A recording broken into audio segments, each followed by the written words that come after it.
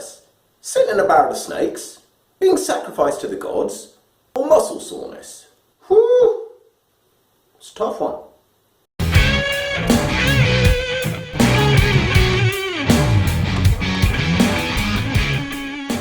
If you're brand spanking new to training or have only got a few hundred miles on the clock, muscle soreness can feel so bad that you think you've blown the head gasket. It's painful to move, but worse, it changes the way you move. Back in the 70s, the theory was that muscle soreness was an accumulation of H+ ions in the blood, commonly known as lactate. This acidified the blood and you were feeling the ill effects of the acidity. But something was crooked because people were getting muscle soreness from doing far less reps in the burn and from far lower intensities. By the late 80s, this model had been totally revised. They decided to measure blood lactate and they found that even in a lactate threshold session where you're producing up to 4 times the normal amount of lactate in the blood for a prolonged period of time, that blood lactate level normalized within 2 hours. So that next day soreness must be something else. Then they decided that muscle soreness was microtrauma in the muscles. Basically, the fibers of the muscles were microscopically tearing and the body was trying to heal those tears. Personally, I don't think this is the whole story either. And I reckon in 10 years' time there's going to be an update to this one as well. They're in the right ballpark, but they haven't hit the home run yet. Because if they were right, the following wouldn't affect muscle soreness. Athletes have long known the beneficial effects of ice baths. Taken after training in various protocols of 1 to 15 minute immersions, possibly with hot water as well, can dramatically reduce the effects of post-workout muscle soreness. It speeds up your recovery and it allows you to train more times per week because you don't have the muscle soreness. Now the explanation given is that you're pumping fresh blood into the muscles through the actions of vasoconstriction and vasodilation. But this doesn't seem to cover the fact that you'd be pumping far more blood into the muscles by just doing a light cycle for 15 minutes at the end of the session. Take it from personal experience, no amount of cycling, walking, jogging or calisthenic cooldowns is ever as effective as an ice bath. The second trick is eating lettuce. And if there's no lettuce, then cucumber works almost as well. Do a super strenuous session that you would normally be tender from and eat lettuce. See the difference the next day. For whatever reason, it doesn't seem to work as well with other green vegetables like broccoli and cabbage. Maybe it's the cooking process. But if you want to minimize post-workout muscle soreness, get a lettuce. The third is arnica gel.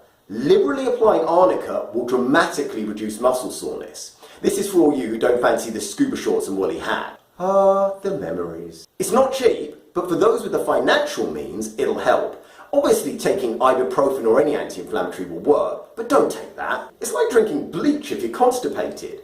Okay, it works, but eat some prunes. These 3 things all have one thing in common. They all reduce inflammation, and inflammation is obviously a huge part of muscle soreness. If you cut yourself, the cold doesn't aid the healing process. You cut yourself with a knife, you don't rush to ice it. So rather than it being like millions of tiny tears that have to heal, it might be more like millions of micro-bruises. My theory is it's internal micro-bruising that responds really well to anti-inflammatory techniques. As for stretching to reduce muscle soreness post-workout, this is a hit and miss tactic. It can be appropriate. If the muscle or the area has shortened through the activity, so like partial repping, then returning it to its normal length at the end of the session is a great idea. Otherwise, the next morning when you wake up, you're not only going to be sore as hell, you're going to be short as a dwarf. And stretching out at that stage is going to seem like a scene out of Braveheart. Rack him! But if you've employed full range of movement in the activity, then the muscle's long enough. Don't stretch it that night. Definitely stretch it the next morning though. Return to the scene of the crime and just do some light reps. Full range of movement to undo any overnight creeping. Reducing muscle tension by foam rolling, percussion massaging, dry needling can be pretty helpful too. A few minutes after the workout, you might be able to get away with a deep tissue massage. It's going to reduce tension and it's going to provide a passive stretch on the muscles. But for those that are super sore, after that, you're basically on soft strokes. You're not in a gulag, you don't need to brutally rub a bruise. And one thing that's not explained by H+ ions, micro-tearing or micro-bruising at all, is that if you're new to training or you train infrequently, muscle soreness is going to be so much worse for you. Because as you train more frequently or develop more of a background in training, muscle soreness is much less of an issue and far less debilitating. Whatever you're sore on, train it a little every day, then the muscle soreness will disappear over 2 weeks. It's almost like a vaccine. You take it and you feel a bit worse, but then your body builds the defenses it needs, and then you're immunized.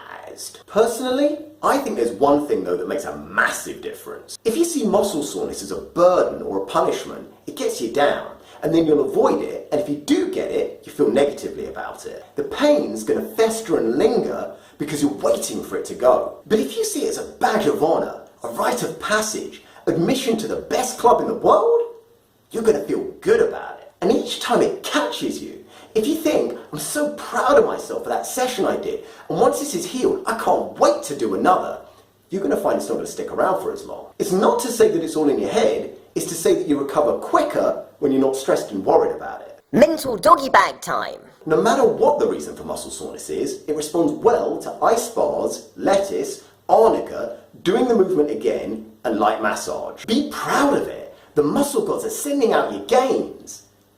Second class delivery. I hope this helps, and good luck with it. Give the thumbs up button a massage, it's feeling a bit sore, and if you're soothed by my vibe, then please subscribe. Woo!